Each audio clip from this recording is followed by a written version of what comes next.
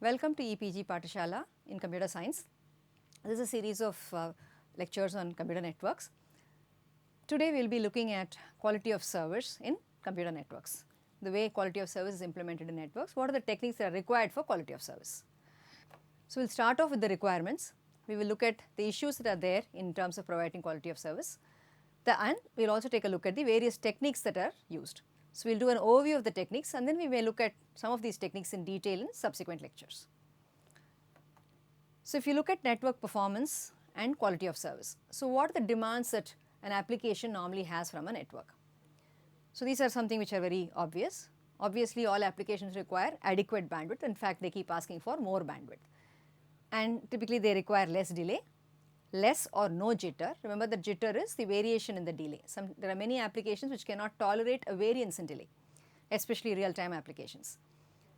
So that is another requirement for an application. And similarly, they would also have to have no loss or minimal loss. So these are normally we say as the performance requirements for a network. So and these requirements you can say kind of determine the quality of service that the network provides. And these requirements vary with the applications. For some applications they require more bandwidth, but they can tolerate delays. Similarly, there are applications which cannot tolerate delays, but they can do with less bandwidth. So similarly with respect to loss and jitter and other things as well. So there are different combinations of these parameters that need to be considered when you are looking at how to provide quality of service for different applications. So if you look at a taxonomy of applications, you can generally classify them in terms of whether they are elastic or real time. So elastic would mean that they can kind of adjust to available bandwidth and available delay and so on. That is, they can tolerate both delays and bandwidth requirements and so on. Real time on the other hand are ones which require they have certain timing constraints or they have certain bandwidth constraints. And real time applications further can be divided into tolerant ones and intolerant ones, which means that a tolerant, for instance if you say loss tolerant, it can tolerate some amount of loss, and there are applications which cannot tolerate at all, so they are intolerant applications. And again under tolerant applications we can look at some applications which are adaptive and then we talk about non-adaptive. So and again we talk about adaptive, it could be in terms of whether it is delay adaptive or rate adaptive, so which is it that it can adapt to. Okay. So there is actually you can see a class of different types of applications, and each of these require different qualities of service. Their requirements from the network are different. Okay. So why do we have to worry about this quality of service? Okay. So let us look at what is the current scenario in our IPv4 networks. So in IPv4 networks it only provides you a best effort service. Since it provides only a best effort service, there is no direct support for quality of service in IPv4. Okay. But you cannot replace this network with another network because the internet architecture, the Ethernet IP combination has become very popular and is widely used. Okay. And we also see that the QoS required for many applications varies. For instance, as we said, some of them require guaranteed service, some of them can adapt to the situation. And some of them have these bounds in terms of the delay and they have fixed sending rate requirements, and some of them can tolerate these delays and other things. Okay. So given that the network is only providing a best effort service, but there are applications which require this kind of quality of service, how do you ensure that? How do you ensure this kind of a quality of service in a best effort network? That becomes the main question. So what is it that we have to do? We have to take some specific measures and we have to come up with some specific protocols in order to support QoS over this IPv4 network. Okay. What we also have to do is we have to make use of the resources very effectively, right. So you have to allocate the resources effectively and you have to use them effectively. So to do this there are a number of techniques that have been put forth. So we talk about techniques like admission control, classification, scheduling, policing and so on, different protocols that have been developed in order to support these kind of functions. So when you talk of admission control, we are talking about whether we will allow a connection to be established. Remember that IPv4 is a connectionless network, but do I allow a particular application to be permitted into the network to start sending packets to the network? Can I control it depending on the available bandwidth and depending on what its requirement is. Okay, that would be that is what those are kind of things that we would like to see under admission control. Similarly, do I have to classify traffic? So, do I just look at packets, because basically it is just a packet by packet forwarding, but can I classify the packets and provide better service for certain types of packets and so on. Okay, how do I schedule them? Remember that we have different buffers, there are packets coming and sitting in various buffers, and we have to pick them up from various buffers and send it out onto the lines. So, can I bring in some effective scheduling mechanisms over there in order to support different qualities of service? Okay, do I have to do some policing? Somebody says they will send data at a particular rate, but they send it at a different rate. So, do I need to have some kind of a traffic policing? So, these are all different techniques that people have put forth with respect to providing quality of service in an IPv4 network. This is what we will be looking at now. Okay. And the diffserv, intserv, RSVP are all different protocols that have been designed in order to support these kind of requirements. Okay. So, when we talk of the resource allocation in a network, what exactly are the resources? Basically two, right? One is the bandwidth of the links, and second is the buffers that you have at the routers and switches. Okay. And typically what happens is that packets content at a router for the use of a link, and what happens when each packet comes in, it is placed in a queue. If there is already something that is being transmitted, it goes and sits in a queue. Okay.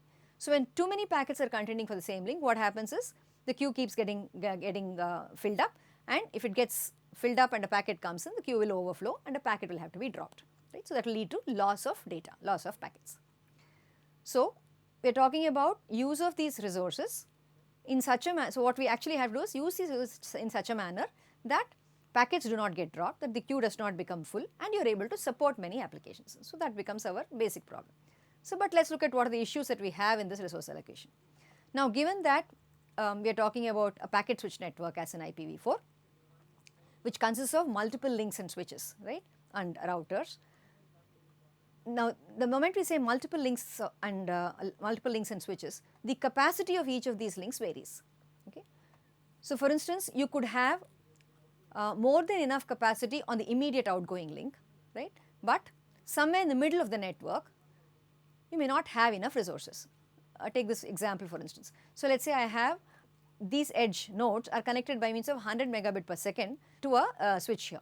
Now, this switch is connected to a destination or to another router, let us say, using a 1.5 megabit per second net link. So, now what happens here? Here I have enough bandwidth, but this router now, since it can send data out only at 1.5 Mbps while receiving data at 100 Mbps, will become the bottleneck. Naturally, you can see this is output is slow, therefore, packets will start queuing up at this router. Okay. So, this obviously is our major problem. So, second thing we have to look at is when we are looking at data flowing through the network, basically we look at them as packets, but we can also identify what are called as flows. Okay. So, what do you mean by a flow? Flow essentially is a set of packets which can be said to belonging to a particular set of endpoints. Okay. So, for instance, you could have flows defined at various granularities. You could say host to host can be considered as a flow, or you can say packets going from a particular process to another process can be considered as a flow, and so on. Okay. So, if you can identify packets as belonging to flows, the advantage that we will get is that if you have taken a decision for one of the packets, you can use the same decision for the rest of the packets, and you can make the processing faster. Okay. So, which means that we need to identify and classify flows. And once you have done this classification, you will also be able to give differential or preferential services to certain flows over the other. Okay. Of course, this will require that some kind of soft state will have to be maintained. Remember, one of our advantages of the IPv4 packet switching mechanism is that it does not require any state to be maintained at all. But whereas when we bring in flows, there may be some amount of state that needs to be maintained, maybe some kind of a soft state. Okay. That is another challenge that needs to be looked at. Another fact that we need to keep in mind when you are looking at resource allocation is with respect to the evaluation criteria. Now, how do we normally evaluate whether my resource allocation is getting done properly or not? There are two principal metrics of networking, right? One is throughput and the other is delay. So, you can always look for whether your throughput is good and your delay is minimal. But the problem often is that these two are kind of contradicting goals, they are conflicting goals. So, what is normally done is that a new metric which is a combination of these two is also used. So it's called as the power of a network, which is defined as throughput divided by delay. So if you look at plotting the load versus the throughput by delay or the power of the network, you will find that you need to find a point. Okay, if you will find that as the load increases, the throughput is likely to increase up to a particular point, and then you will find that as the load increases, throughput divided by delay starts decreasing. Now, if you look at this throughput divided by delay, you can see that we are trying to capture the fact that throughput should increase and delay should decrease, and when throughput increases and delay decreases, your power will be higher. So that is what we are looking at. So you will find that this typically happens to be the nature of this throughput by over delay when the load increases. So what we actually need to find is, we need to find this optimal load point. Okay, if you are operating around this point, you will find that we are able to support many different applications with the quality of service that they need. Okay, that's one of the criteria that we need. So this gives us some kind of a guidance in terms of what to look for. Okay. There's another challenge also when we talk about resource allocation, which is the fairness of the resource allocation. Again, that becomes another evaluation criteria. So basically, you would like all flows to receive equal share of bandwidth. So what are the challenges that we have here? One of the major challenges is that when we use some kind of a resource reservation, right, especially when you want to provide preferential treatment to certain packets, automatically that itself creates some kind of an unfairness, right. So any reservation based resource allocation mechanism will create some unfairness. So if you, for instance, let's say we have a video stream, may receive a 1 megabit per second data rate across some link, while a file transfer receives only 10 kilobit per second. Okay, so you can see that they are not receiving equal amount of the bandwidth. Okay. Now there are further challenges. See, if you take, for instance, different flows, let's take this example that's given here. So I have a flow here which is going through multiple routers. We're going through 4 routers. Okay, so it's a 4-hop flow. Okay.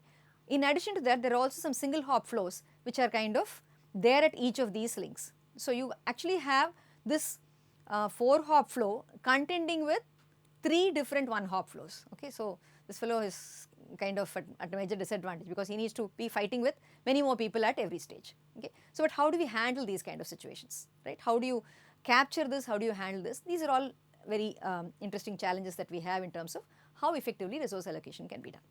So if you look at some of the solutions that have been proposed for solving all these problems, you will find that there are 2 types of solutions, right? You can either have a network centric solution or a host centric solution. Now remember that most of this problem occurs at the network. So ideally we would like to have a network centric solution, which means we would like some things to be done at the routers inside the network. Okay, do something inside the network, let the routers do something in order to provide the quality of service, in order to do the resource allocation effectively. Or it could be a host centric mechanism where the host will kind of try to guess or try to estimate what is happening in the network, and accordingly they will have to implement certain measures. Another option that we have is a reservation based or a feedback based approach. Now normally you can see that the reservation based approach will go with a network centric approach, and a feedback based approach will go normally with a host centric approach. That is, in a reservation based approach, what you do is you reserve for resources before you actually start sending the data or start using it for the applications. In a feedback based approach, no reservations are done, so you just go ahead and start sending data into the network. And as the network gets congested or as the performance varies, based on a feedback, either in terms of the delays that you experience or whatever, you initiate certain measures. Okay, so you will normally find that therefore feedback based mechanisms are more tied up with the host centric ones, and reservation based are more suitable for the network centric ones. And in terms of how exactly the allocation is done can also be divided in 2 ways. One is a window based allocation and a rate based allocation. So in window based allocation, what we are essentially doing is we give advertisements and window advertisements, okay, in order to reserve the buffer space. So when you talk of window based, we are talking about specifying in terms of the amount of data or amount of buffer space that you want to give. Then in case of rate based, we are looking at controlling the sender's behavior using a rate, that is in terms of how many bits per second the receiver or the network will be able to handle. Okay, so in terms of that, you can control the allocation of the resources. Okay, so you'll find that these are certain common techniques, right, which fall under one or more of these categories that are normally used. Okay, so now let's come to typically the kind of solutions or the actual techniques that are employed in order to provide this quality of service and in order to do the resource allocation effectively. Okay. Now, the first thing is, one of the easiest solutions that you can think of would be that you just deploy enough link capacity so that congestion does not occur. Okay. So, increase and provision enough amount of resources in your network so that the traffic flows without any delay or loss. Okay. So, obviously, it is a very nice solution, very low complexity, because nothing much has to be done in terms of the network protocols or in terms of the resources inside the network, but obviously the costs are very high, right. You need to spend lot more in terms of getting high bandwidth networks. That is there. Plus, there are certain challenges in this network dimensioning as well. So, when you say enough link capacity, how much exactly is that enough capacity? How much bandwidth can we say is enough? As you can see, if you look at the different applications that have been developed, we find that as more and more capacity is given, network capacity is given, applications start demanding more and more from that. So, it is a kind of what do you say, it is a cyclic process where one is driving the other. Okay. Your applications become better because you have better capacity, and once the capacity increases, applications start demanding much more from the network as well. Okay. So, there is a challenge there. Okay. And how do I estimate the network traffic demand? Okay. Because I need to estimate it, only then I will be able to say whether the bandwidth is enough or not, okay, for that much traffic. But what we actually have so far is only a best effort service. So, what do we do? So, we have this one size fits all model that obviously is not going to be useful. So, first thing that we need to do, start looking at, will be to look at having multiple classes of service. So, you partition the traffic that is coming into classes. So, it is one of the first approaches that we have to do, first practical approach that we can look at. So, what we are talking about here is that network will start treating different classes of traffic differently. Once it does that, then it will be able to give preferential treatment. Just as, you know, for instance, you have a VIP service versus a regular service in many places. So, a VIP service obviously will get better treatment, right. So, similarly, you can have VIP traffic which will get faster treatment or better treatment. That is one thing. Second thing is, the granularity at which this differential service is to be provided will have to be decided. Agreed that we have to put it into classes, but at what granularity? That's an important task. So you would typically like to do it for classes or flows rather than giving it for individual connections. So that's another reason why we would definitely have some kind of a classification, or we would desire some kind of a classification. Okay. For instance, we actually have support for this even in the IPv4 by means of the type of service bits that are available. So you could use the type of service bits, for instance, to classify or to group different flows into classes and use that information for providing different types of service. So for instance, I could have a 1.5 megabit per second link here, which is used by two different endpoints or two different flows, so to say, right? And I would like to have different treatment for both these flows. Okay. For instance, one of these flows could be a HTTP traffic and one could be a voice over IP traffic, right? So what could happen? Okay, so let's say we have 1 megabit per second voice over IP, and I also have a HTTP. Both of them are sharing a 1.5 megabit per second link. Now, normally you don't expect HTTP to really interfere with the VoIP traffic, but sometimes what can happen is that a burst of packets can come from because of HTTP. So HTTP burst can come and congest the router, and when it congests the router, it can cause the audio packets to be lost. Okay, so now what would we like to do normally in such a situation? We would like to give priority to audio over HTTP because we do not want audio packets to be lost. Okay, so that is one of the challenges that we have. So how do you make this happen? Okay, so one of the things we need to do for this is that we need to have some kind of a packet marking scheme. Okay, in order to identify that these packets belong to a particular class and the other packets belong to some other class. Okay, so we need a packet marking at the routers to distinguish between different classes, and a new router policy to treat packets accordingly. Okay. So far routers have been treating all packets similarly, right, but we need to treat different packets differently. So that mechanism has to be provided. That is the first principle that we need to think of when we talk about providing QoS guarantees. Okay. Now, even in this situation, there is a possibility that applications can misbehave. So which means, let's say I have the VoIP traffic that we talked about. Okay, it was supposed to transfer at 1 Mbps, but what if it sends data at a rate which is higher than 1 Mbps? It is declared that it will send data at 1 Mbps, based on which you have provisioned some bandwidth. What if it violates that and transmits much more data? Okay. So obviously this means we'll have to be careful about it. We need to identify that, right? So we need to have some kind of a policing mechanism so that you can force the source, you can identify and force the source to adhere to the bandwidth allocations. So that's another important aspect. So we need marking and policing at the network edge so that at the core router, when it is getting, the packets are getting checked, they can be sent appropriately. Okay.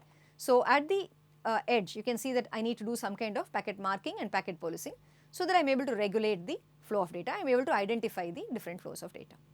So second principle that we need to look at therefore is you need to protect one class or isolate one class from the other classes. So that is another thing that needs to be done.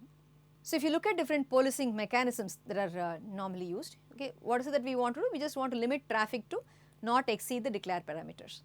So the there are many criteria that can be used in order to identify whether it is violating its declared parameters or not. Okay.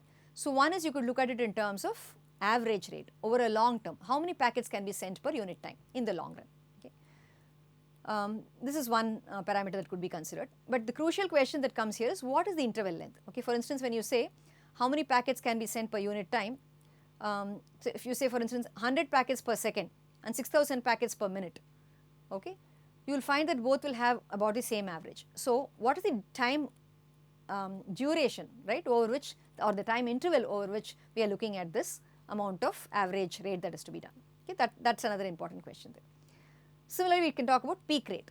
Okay, so peak rate is that this is an important parameter because though on an average it may be sending data at a particular rate. For instance, we may have 6000 packets per minute, but it may suddenly send data, bursts of data at a higher rate. So for instance, you could have 1500 packets per second peak rate, but have a 6000 packets per minute average rate. So this is also something that needs to be considered. And of course, we talk about burst size. That is, when you say that you can get bursts of data. What do you mean by burst of data? It's the number of packets or a maximum number of packets which are sent consecutively without any intervening idle time. So which are coming kind of together. Okay, so these bursts are the ones which can always cause congestion to occur. Okay, so this is so we need to look for these and we need to control what can be the maximum burst size, what can be the maximum peak rate, what can be the average rate, and so on. So if you control these parameters, you can do some kind of a policing mechanism. Okay, so that is one thing. So next thing that we also have to look at is when you are allocating this fixed bandwidth, okay, to different flows, if you have an inefficient use of bandwidth, then that also can be a problem. So which means we need to have mechanisms to efficiently share the bandwidth. Okay, so for instance, if you have this 1 megabit per second VoIP sharing data with another, let's say some HTTP traffic, okay. So now you may want to provide 1 Mbps for this logical link and 0.5 Mbps for this logical link. Okay, so how do I, so if I do that, then are my resources being effectively used? Okay, are they being shared efficiently? So this is another important aspect to look at. So while you provide the isolation, you would also like to use the resources as efficiently as possible. That is, you don't want to reserve some resources for a particular flow which is actually not used by it. Then you will find it's not being used very effectively. So that also has to be considered. So normally what we do for ensuring this is that we have different scheduling mechanisms. So the scheduling mechanisms kind of make sure that you are able to use the network resources effectively. So if there is some unused resource, you would like to use that resource. So this scheduling problem basically is that of determining which is the next packet that needs to be sent out on a link. Okay, there are different techniques that are used for this, some very commonly known techniques as well. So as we talk about normal scheduling, right, even in the context of OS and so on, we talk about scheduling. So similar scheduling techniques are used here also, but with some variations to handle the network related issues. So you talk about first in first out can be one scheduling technique, just send data in the order of their arrival to the queue. Or you could have a round robin kind of a technique or a fair queuing kind of a scheduling. So in round robin, you will have data sent from multiple queues, okay, different flows may be classified into multiple queues and you pick up data from the different flows and send them out. Okay. And you can also have priority based and you can have weighted fair queuing and so on. Okay. There are different scheduling mechanisms that can be considered. Okay. So when you talk about scheduling, we also talk about the discard policy, which is what happens when the packet arrives to a full queue. You know, which packet do we discard? Do I drop the packet just arriving, which is called as a tail drop mechanism, or do I do it on some priority basis, a drop or remove based on some priority class, okay, or at random. Okay. So there are different mechanisms that are used here as well. So that also has to be considered. Okay. And another fact that needs to be also looked at is, basically we need to understand that you cannot support traffic demands beyond the link capacity, right. So if I have a 1.5 Mbps link and I have two different flows both requiring 1 Mbps capacity, obviously you will not be able to support it, right. So what do I do in this case? It would be good if I can have some kind of a call admission procedure. That is, a flow will declare that it needs so much, right, and the network may either block the call if it does not have so much of resources to give, or it may allow it to proceed. Okay. So if it cannot meet the needs, it can at least inform that application that you will not get this much of resource. Okay. So we need to have some kind of call admission techniques as well. Okay. So this gives us the different QoS techniques that we need to consider. So we need to have classification, we need to have traffic shaping and policing, and we need to have scheduling, and we need to have call admission control. In addition to this, we will also require something like signaling, right. So in order to, when you talk of call admission control, you may have to signal that you want to reserve resources or you want so much resources to the network. So you need some signaling mechanisms, and I will also require some QoS aware routing based on these things effectively. Okay. So if you look at these 6, you will see that these 3, the signaling protocol, QoS routing and admission control, they will come under the control plane, and classification, policing and scheduling will come under the data plane. Okay. So, okay, so it's just an example of admission control. So if you look at this, for instance, I have this, let's say my maximum bandwidth that can be supported is 10 Mbps. This is my current bandwidth. So I have a path which requires 3 Mbps. So an application makes this requirement. So I need to make sure that I am able to support the 3 Mbps bandwidth given that I have so much. So if you look at the objectives and issues of admission control, you will find that you need to provide a mechanism to admit users' resource request according to the current resource usage and the user's requirement. So this is important. Okay. So major issues that we get here are, so how do you get information about the link resource usage efficiently, and how do you make sure that you are not doing overbooking, that is you are not providing more resource than what is actually required. Okay, those are interesting things. So there are many approaches that are used here. We have statistical based approaches which are which apply specific traffic models which know what kind of traffic is coming, and they know these specific traffic models, and they apply these traffic models, okay, in order to do the admission control. But the difficulty here is it is it is kind of not so accurate and to give a very tight traffic model. Okay. So in which case you may end up with some low utilization of the network, because you might have planned for worst case scenarios. So in which case you may end up doing, you may end up having very low utilization of the network. Okay. Another approach that is normally used for admission control is measurement based, because I need to know how much of bandwidth is currently being used, right. So what is normally done here is that you kind of take an exponential average over consecutive measurement estimations. So the normal weighted average mechanism that is used, weight the original older value by a factor of 1 minus W, and W for the current measurement, and calculate the new measurement and make your estimations based on this measured values, or it could be based on some time windows and so on. So these are certain techniques that are used for admission control. This again cannot be used to provide very tight guarantee constraints, and measurement is expensive. So that's a challenge in this kind of an approach. Okay. And if you look at flow identification, so the objectives for flow identification basically is that you need to identify a packet as belonging to one flow or the other, and the packets and the fields that can be used for the flow identification vary from source IP, source port number, destination IP, destination port number, protocol ID and so on. But the issues that come here are how fast are you able to do this classification. Okay. The search speed becomes important, low storage requirement, fast update, scalability, these are all issues that come up over here. Okay. So how do I actually search, right? Do I do a direct memory lookup, or do I do a binary search? So you normally have the usual space versus speed trade-off that you need to be looking at. So those are issues that one has to understand in terms of how flow identification is done. And this is a general mode of queuing disciplines. We will be looking at queuing disciplines in much more detail in a subsequent lecture. So it could be a single FIFO queue or multiple queues and so on. So these are other things that one needs to look at. Okay. Another very important aspect is our traffic regulation and traffic policy. That is confirming the incoming traffic for each flow to its traffic specification. So a very common technique that is used here is what is called as a token bucket algorithm. So what is normally done here is that you define, you kind of have something like a bucket, you know, and with a depth of V, and you define an average rate of R. Okay. So a token bucket typically generates tokens at the rate R, okay, and keeps accumulating it in the bucket. So when packets come in, when incoming packets come in, okay, so they can they are queued and they are sent out from the queue to the output queue only if there are tokens available. So depending on the availability of tokens, you can send out the packets. So if you have accumulated tokens by not sending packets earlier, you can send a burst of packets. Okay. So you kind of, this token bucket mechanism kind of allows for sending burst of packets, provided you have not used that, provided you maintain your average rate within the actual stated limit. Okay. So this is one of the algorithms that is used for this purpose. Okay. So you limit the input to the specified burst size and average rate. That is the goal of the token bucket algorithm. So if you look at how this is implemented, so what we do is, you have this bucket which can hold B tokens, and tokens are generated at a rate of R. Okay. If the bucket is full, obviously you cannot put more tokens into it, it will be discarded. So over an interval of length t, number of packets that are admitted will be less than or equal to RT plus B, right.